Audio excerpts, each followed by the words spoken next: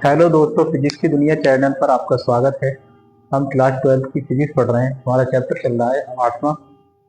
आज का हेडिंग है चुंबकीय क्षेत्र में रखे किसी धारावाही लूप का चुंबकीय आघूर्ण। अगर किसी धारावाही लूप को आप चुंबकीय क्षेत्र में रखते हैं तो उस पर क्या लगता है? एक वॉल्यूम का आघूर्ण लगता है, जिसका फार्मूला कितना था? तो बराबर कितना था? N I A B sine theta. ठीक है, तो बराबर क्या था? आई एन बराबर I A B sine theta. तो यहां पर गौर से देखें कि एन आई और ए राशि जो है एन आई ए क्या है? एन आई ए। इसी को हम कहते हैं चुंबकीय आघूर्ण। किसका? धारावाही लूप का। किस में रखा है? अगर वो चुंबकीय क्षेत्र में रखा है तो धारावाही लूप का चुंबकीय आघूर्ण जो होता है वो ये होता है एन आई ए। समझ गए? तो इसी को क्या कहते हैं? चुंबकीय आघूर्ण को एम से दिखाते हैं। तो किसी चुंबक का चुंबकीय आघूर्ण क्या हो जाएगा बताओ? एन आई और ए, इनका गुणनफल क्या हो जाएगा? एम। क्या हो जाएगा? एम बराबर एन आई ए। तो परिभाषा क्या हो गई? किसी चुंबकीय क्षेत्र में रखे किसी धारावाही लूप में प्रवाहित होने वाली धारा, कुल धारा तथा उसके क्षेत्रफल के गुणनफल को, कुल धारा तथा क्षेत्रफल के गुणनफल को क्या कहते हैं? उस धारावाही लूप का चुंबकीय आघूर्ण कहते हैं। फिर से सुना, चुंबकीय क्षेत्र में रखे किसी धारावाही लूप रखा था हमने, ऐसे करके रखा था।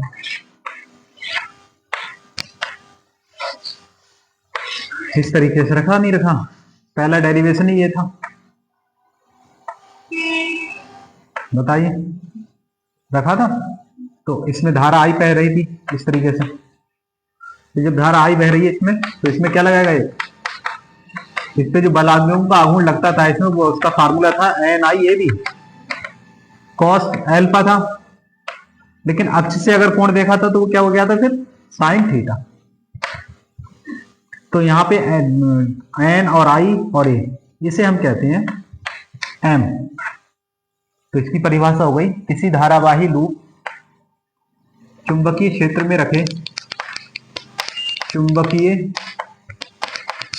रखे किसी धारावाही लूप में प्रवाहित कुल धारा तथा कुल धारा तथा लूप के क्षेत्रफल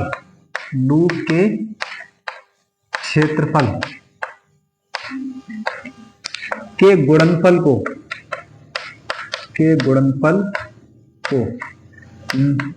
क्या कहते हैं? लूप का चुंबकीय आघूर्ण कहलाता है। गुणनफल को चुंबकीय आघूर्ण कहते हैं। चुंबकीय आघूर्ण कहते हैं।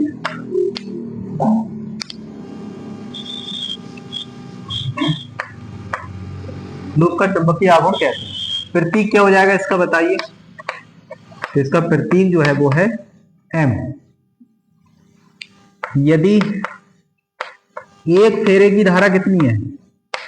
यदि एक फेरे की धारा जो है वो आई है और लूप में फेरों की संख्या कितनी है? फेरों की संख्या कैपिटल एन है और लूप का क्षेत्रफल कितना है? लूप का क्षेत्रफल ये ए है। ठीक है, यदि एक फेरे की धारा आई है और लूप में फेरों की संख्या एन है और लूप का क्षेत्रफल है, लूप का मतलब कुंडली, तो कुल धारा कितनी हो गई? जैसे एक फेरे की धारा आई है और उसमें फेरे एन है, तो कुल धारा कितनी हो जाएगी? एन आई। तो चुंबकीय आघूर्ण का फार्मूला क्या होगा फिर? आघूर्ण का फार्मूला क्या पढ़ा है ऊपर? देखो लिखा है, किसी लूप में प्रवाहित होने वाली कुल धारा, तो कुल धारा कितनी है, एन आई, कुल धारा कितनी है, एन आई, और लूप का क्षेत्रफल कितना है, ए, इसी के गुणनफल को क्या कहते हैं, एम। यानी कि यहां से m बराबर हो जाएगा एन आई कुल धारा और क्षेत्रफल ए। यही है चुंबकीय आघूर्ण। मात्रक बता दो इसका। आई का मात्रक एम्पियर और क्षेत्रफल का मात्रक मीटर स्क्वायर। इसका मात्रक हो गया एम्पियर मीटर स्क्वायर। उतार लो।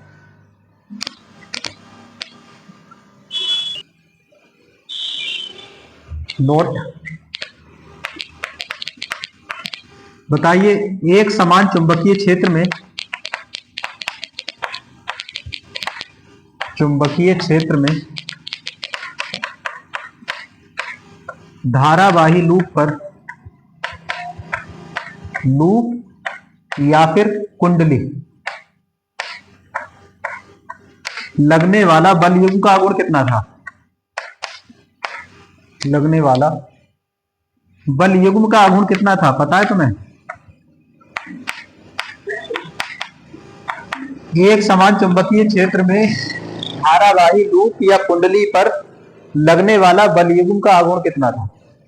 तो उसका फार्मूला था टो बराबर N I A B sine theta, यही तो था। अब एन आई ए को क्या कह रहे हैं हम, एम, तो फार्मूला क्या आ जाएगा, टो बराबर एम डी साइन थीटा। कितना हो जाएगा, एम डी साइन थीटा। तो टो का एक फार्मूला ये भी है, ये भी उतार लो।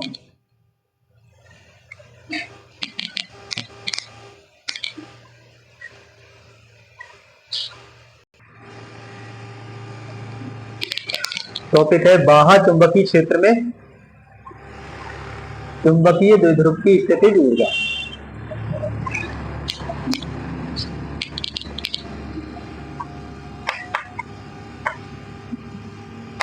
यदि किसी लूप में तार के फेरों की संख्या n है, धारा उसकी I है, अनुप्रस्थ काट का मतलब उसका क्षेत्रफल लूप का कितना है, a है, तब लूप पर लगने वाला बल युग्म का आघूर्ण कितना था, टो बराबर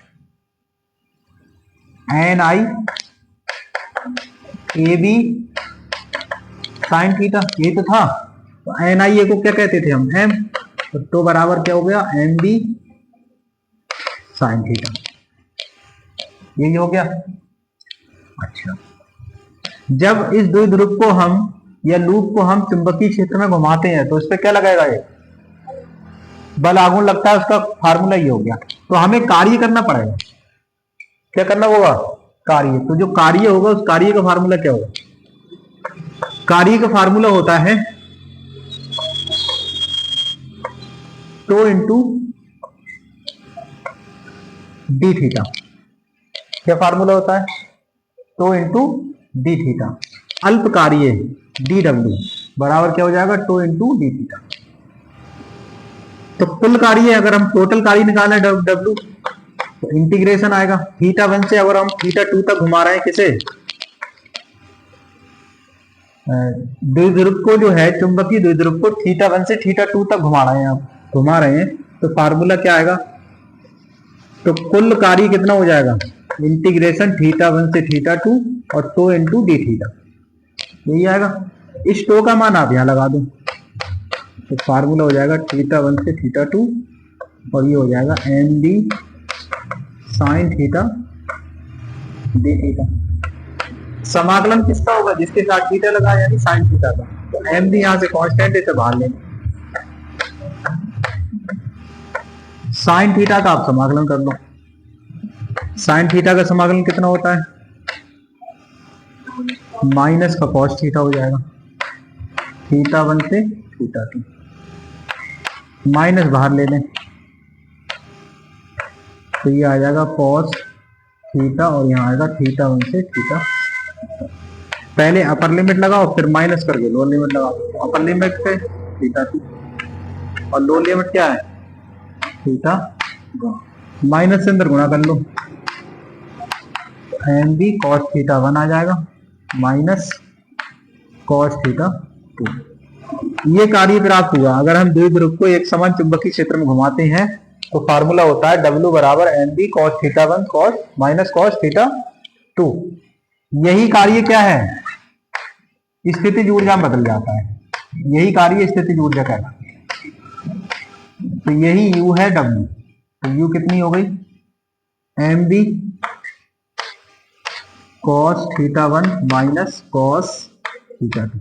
अच्छा, यहां पर जो है हमने थीटा 1 से थीटा 2 घुमाया है, तो कोई से दो कोण ले लिया, हमने कहीं भी लूप रख लिया। तो एक कोण चुंबकीय क्षेत्र से थीटा 1 बना स्टार्टिंग में, तो दूसरा कितना थीटा 2। लेकिन अगर हमें ये पाबंदी हो कि नहीं भाई ये कहीं से आप नहीं घुमाओगे, आप लूप को जो है यानी कि द्विध्रुव को चुंबकीय क्षेत्र के समांतर रखोगे पहले, तब घुमाओगे, है ना। चुंबकीय क्षेत्र कहां रखोगे, समांतर। जब लूप चुंबकीय क्षेत्र के समांतर है तो उसका तल कैसा होगा, उसकी अक्ष कैसी होगी, लूप की अक्ष लंबवत। अगर लूप का तल समांतर है तो अक्ष कैसी होगी, अक्ष लंबवत होगी। और अगर अक्ष लंबवत है तो थीटा 1 कितना आएगा, 90 डिग्री। और थीटा 2 कितना लोगे आप, कितना घूम रहा है थीटा, तो इसमें लगा दो ये मान। तो यू कितना आएगा बताओ, M B cos 90 minus cos theta. Cos 90 कितना होता है, 0। तो यू बराबर आएगा M B 0 minus cos theta. तो यू कितना आएगा final, minus M B cos theta. कब आएगा ये, जब लूप को अब लूप का जो तल है वो कैसा हो, चुंबकीय क्षेत्र के समांतर, यानी अक्ष कैसी हो, लंबवत। समझ गए। तो ये पूरा फार्मूला है, इसे हम सिद्ध कर रहे हैं।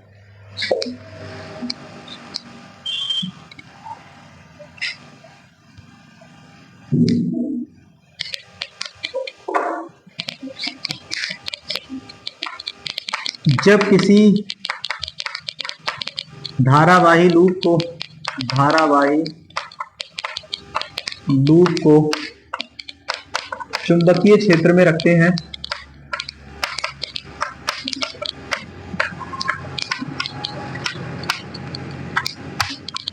तो उस पर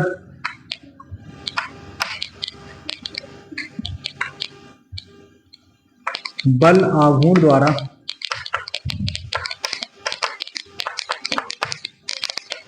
कार्य किया जाता है।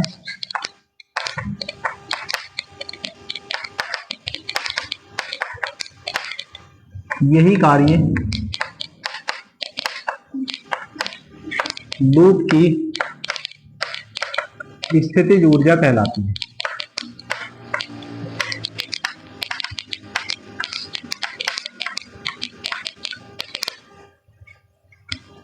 माना लूप में प्रवाहित धारा कितनी है, आई, फेरों की संख्या एन, क्षेत्रफल, लूप का क्षेत्रफल कितना है ए, तथा इसे बी चुंबकीय क्षेत्र में रखा है।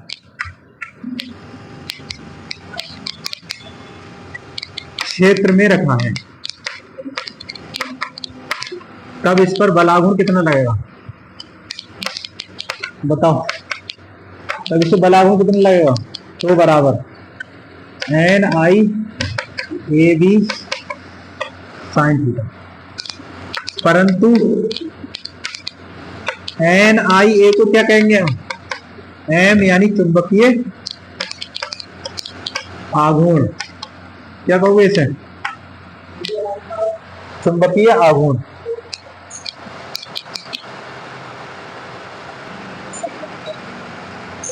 तो इसे क्या कहेंगे, चुंबकीय आघूर्ण। तो बराबर फार्मूला क्या आ जाएगा, M B sine theta.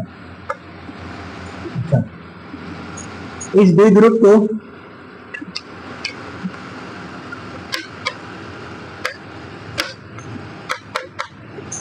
Theta 1 से थीटा 2 तक घुमाने में कार्य θ1 से θ2 तक घुमाने में कार्य कितना होगा? तो W हो जाएगा θ1 से θ2 तक और टो इंटू डी थीटा। अब इस टो का मान यहां लगा दो तो W आ जाएगा हमारा θ1 से θ2, टो का मान आएगा md साइन थीटा। यही आएगा। md कहां ले लेंगे आप? बाहर। तो साइन थीटा का समाकलन कर लो।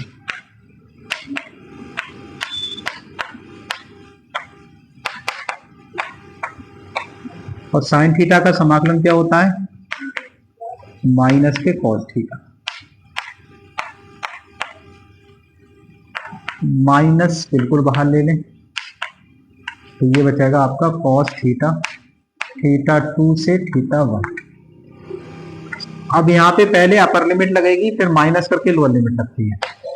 गणित का रूल कहता है पहले आप यहां से कौन सी लिमिट लगाओ? बड़ी अपर। θ2 लगाओ थीटा की जगह तो कॉस θ2, फिर माइनस लोअर लिमिट लगाओ कॉस θ1। इस माइनस से अंदर गुणा कर दो तो W जो आएगा md माइनस का तो कॉस θ2 हो जाएगा और ये प्लस का हो जाएगा। तो इसे प्लस वाले को पहले लिख लो, कॉस θ1 माइनस कॉस θ2। यही कार्य जो आया हमारा निकल के, यही स्थितिज ऊर्जा है। तो स्थितिज ऊर्जा कितनी हो जाएगी? स्थितिज ऊर्जा यानी U जो है वही W है, W ही U है। तो U क्या हो गई? md कॉस θ1 से कॉस θ2। अब शर्त क्या है? यदि लूप की जो अक्ष है, लूप का तल चुंबकीय क्षेत्र के समांतर है, यदि प्रारंभ में लूप का तल कैसा है? चुंबकीय क्षेत्र के समांतर है, चुंबकीय क्षेत्र के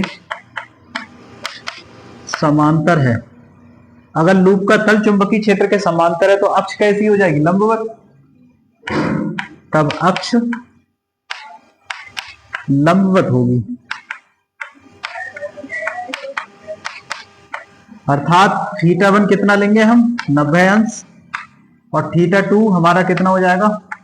थीटा घूम रहा है तो अब ये वैल्यू इसमें लगा दो तो U जो आएगा हमारा md cos 90 minus cos theta.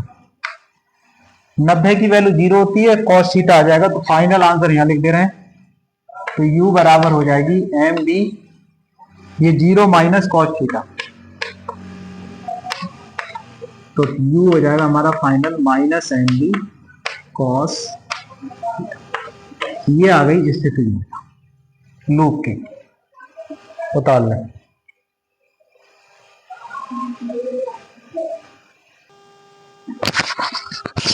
गया।